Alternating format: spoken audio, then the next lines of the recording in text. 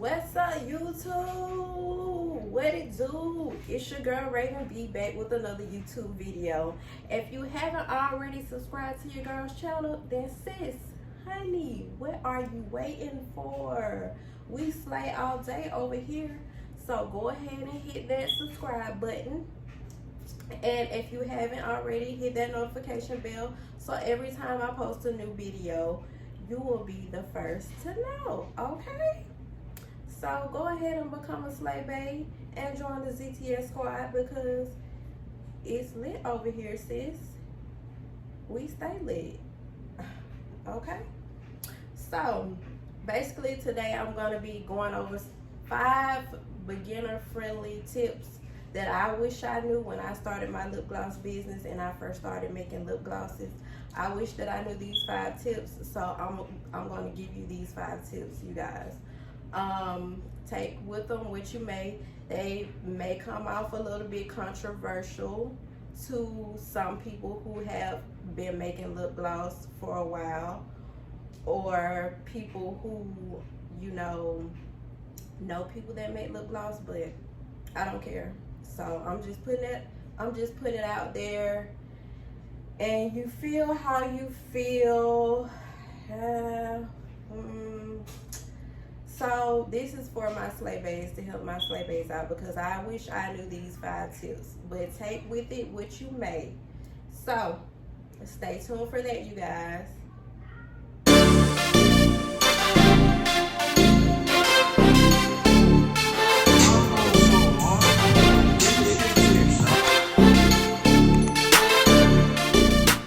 Okay, so tip number 1. First controversial tip is do not reuse a syringe. Why? Because you can't re-sterilize a syringe, sis. I'm sorry, it's like next to impossible to do that. So what does the package say that the syringe comes in? It says dispose after use. It's there for a reason. It's there because you should dispose of it after you use it. It's fine, it's okay if you're using it that same day. You're doing like maybe a wholesale order and you're doing the same color for the glosses and you reuse that syringe then. That's fine, but talking about next day use, no sis, no. That's not sanitary. First of all, a syringe is not made to be reused because it's so small and so compact that bacteria gets trapped in there, and there is no way to clean it effectively to where all of that bacteria is removed from that small syringe. Like, how would you feel if you went to the doctor or the emergency room and they gave you some type of medicine that they used a syringe with, and they said, hey, it's cool, we just sterilized it or washed it or cleaned it out, we used it on our last patient, but we just washed it out real good, so it's clean. You're gonna be like, no sis, I don't want that syringe. I want me a new syringe fresh out the pack, because you don't want no syringe that somebody else done used. That's nasty. So that's how you should think about your customers. You don't want them to have a used syringe that you use with multiple other orders. That's not sanitary at all, sis. No, we're not doing that. We don't want any type of lawsuits. We trying to make money, not get sued over here, okay? So you don't want to take any chances using a syringe that could contain bacteria from your previous use, and it has built up over time because you're not getting all of that dirt out and all of that bacteria out of that syringe. So you don't want anybody to get any type of bacteria infection or fungus or breakout due to you reusing your syringe. So just do not do it. Since it does not cost that much to go to Amazon or Alibaba, Etsy, wherever, any wholesaler that you deal with that also sells syringes, it does not cost that much to invest in syringes. So just do not reuse syringes. You do not want to be liable for somebody getting sick or having a reaction because you reuse your syringes. So just don't do that, sis. Okay, so that's that on it. And I mean, if you feel like you still want to reuse syringes after that because other people do it, then that's fine, sis. That's cool with me. Like, I can't make anybody do something. I'm just giving my tips and my advice for you guys. Okay, tip number 2. Do not, under any circumstances, let someone tell you that your prices are too high or too expensive, because there is no way you should let anyone dictate to you what your business is worth and what your prices should be.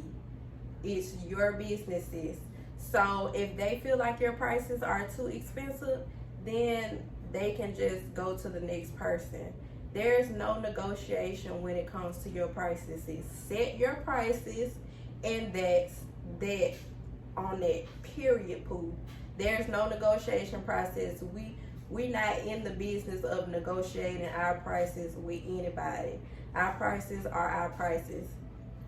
And while we're on this subject, I just hate the fact that people look at small businesses and they feel like they can negotiate their prices with them.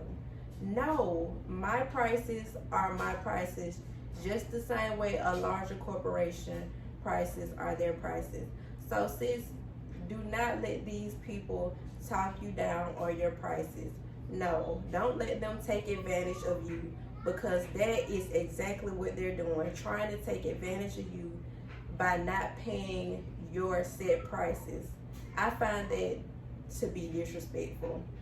And then I hate people that, you know, they ask you what your prices are, then they come back with a comment like, why is it so high, or why is it so expensive? Why, sis, why do you need to ask this question? If you can't afford it or you feel like it's too expensive, then do not respond back. Don't ask me why my prices are my prices. My prices are my prices because that's what my prices are, period.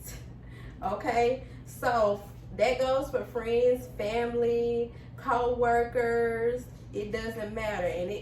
And friends do that too. They're like, if your friends do that, they are not friends, sis. Do not give your friends any type of discount. I'm sorry, you my friend, you cool, I love you to death. But if any one of my friends start a business, I'm paying full price because I support you in your business and your brand. I would never disrespect you by asking for a discount. Like, it's crazy to me. And I don't know if it happens in other races, but it's predominantly in black races that people are like, sis, why your prices so high? Can you go down on your prices? Or can you charge me this? Or you got the hookup? Can you hook me up? No, sis, I can't hook you up. What I can hook you up with is this product for the price that everybody else pays that I set. Yeah. Like, you can't just go to Walmart and be like, your price is too high. What Walmart gonna tell you? They gonna be like, okay, take your cheap ass to Family Dollar, Dollar General, or Dollar Tree. Like, we ain't negotiating no prices over here. Like, and that's that. We not negotiating prices either, because our products are worth what they're worth. And that's that, period. No negotiation. Don't even want to hear it. You be like, don't want to hear it. Okay, tip number 3. Sis, do not rush the process. Okay?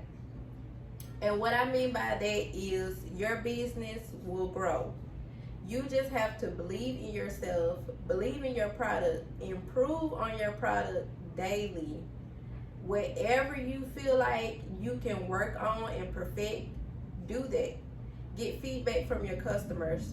As a matter of fact, you should be interacting with every customer that you come in contact with to get any type of feedback that they may have on your product so that you can improve your product. So do that. Make sure you do that. As far as success, sis, if you're not getting as many sales as you want to right now, remember where you started from, remember where you are now, and remember where you're going. It's not important how many sales you have right now. The only thing that is important right now is that you're making progress. Do you have sales? If you have sales, then you're making progress, because before you had a business, you weren't getting any sales. So the fact that you're getting sales at all is progress.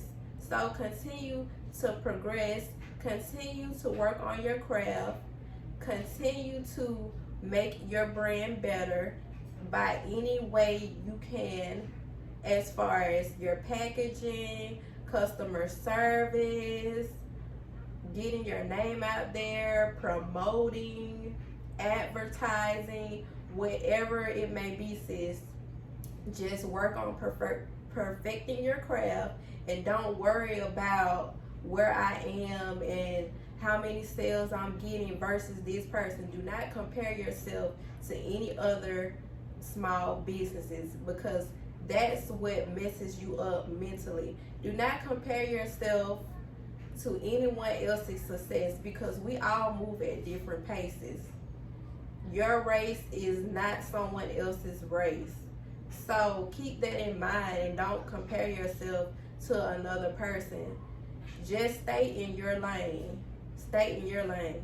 See, I'm good for staying in my lane, because I be like, baby, sometimes I be going so slow. Sometimes I go fast. But you know what makes me feel good? What makes me feel good at the end of the day is I don't compare myself to anybody else, because the way I do stuff is the way I do stuff. And the slower I move, the faster I move, it doesn't bother me, because at the end of the day, I'm like, God designed me the way He designed me, and He has me on my specific set path. So what anybody else is doing and how anybody else runs their business, that's that. You can take maybe suggestions, recommendations, or things that inspire you from another person, but never compare your success or base your success off of someone else's success. That is a big no. No, we don't do that, because at the end of the day, you'll be beating yourself up because you feel like you should be here or there or doing this and doing that and have this and have that, when it's just not your time. Not that you're not going to ever have that, but you be grateful for what you do have right now at this moment, and God will bless you and enlarge your territory. You always stay humble, sis. Stay humble. Okay, tip number 4. Bruh, I wish that I knew this tip prior to feeling 1-2s for the first time ever in life. I was like, bruh, this 1-2 must be broke. I need to get a refund. I need to get my money back, because these 1-2s just ain't working. But at the end of the day, it was me, sis. It was me filling them up wrong. So that's why I'm telling y'all, so y'all will know. And y'all won't be looking crazy like I was looking. I'm talking about I was Googling, I was calling Mom. My mama ain't made no lip gloss a day in her life, but I be calling my mom for everything. Mom, it's not working. By the way, she's a nurse. That's why I know what I know about syringes. She doesn't even reuse medicine syringes. But anyway, so I'm like, Mom, what you think I'm doing wrong? I feel like my mom be knowing everything. What you think I'm doing wrong? The tube just keep, the lip gloss keep coming out of the tube, and I just can't. I just want to get it right. I want to get it right. So right here, this is where I fill my tubes up to. My wand tubes, I fill it up here. I mean, you can fill it up here or wherever you feel comfortable, but do not, under any circumstances, fill it up to the top completely, because guess what, sis? When you apply the stopper and the top to the wand tube, that pressure is gonna build up, and you're gonna have a lip gloss, mini lip gloss explosion. And I hate that. It's like, bro, now I gotta refill this thing all over again. How many times I'm gonna do this? Well, that's how I was. I'm just saying, I was over there frustrated. I was about to snatch my wig off. I was like, I'm transforming to the Hulk. So be mindful of that when you filling up wand tubes. Do not fill it up to the top, because it will explode on you. Don't do it, sis. That is frustrating. It's annoying. Like, you be ready to give up. Like, I'm done with lip gloss. I don't want to do no lip gloss no more. Just because of these stupid wand tubes. I'm just gonna use squeeze tube. Forget it. But no, you gotta do those wand tubes too, sis, because everybody loves wand tubes. Like, I personally prefer squeeze tubes, but at the same time, wand tubes are just so cute. They're like, the only reason I like wand tubes is because they're aesthetically pleasing to the eye. But as far as gloss goes, I prefer squeeze tubes because you can maneuver it so much better, to me, in my opinion.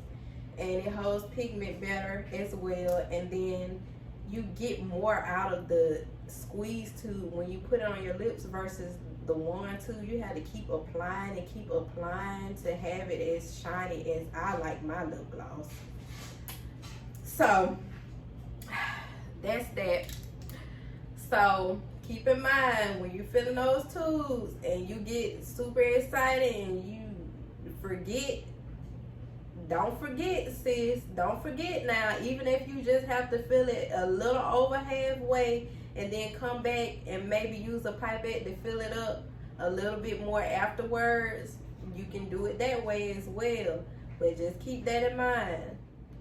Okay, the last and final tip number 5. This might be the most controversial tip that I have, which is, do not use preservatives in your lip gloss. Yeah, I've been seeing a lot of y'all using preservatives in your lip gloss. Sis, no, we don't do that. Slay-Base don't do that. Because guess what?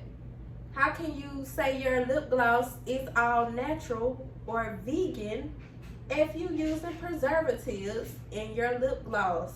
Preservatives are not all natural. They're not healthy for you. Preservatives are made from chemicals that extend the shelf life of your glosses. They're not all natural. They're chemically manufactured preservatives.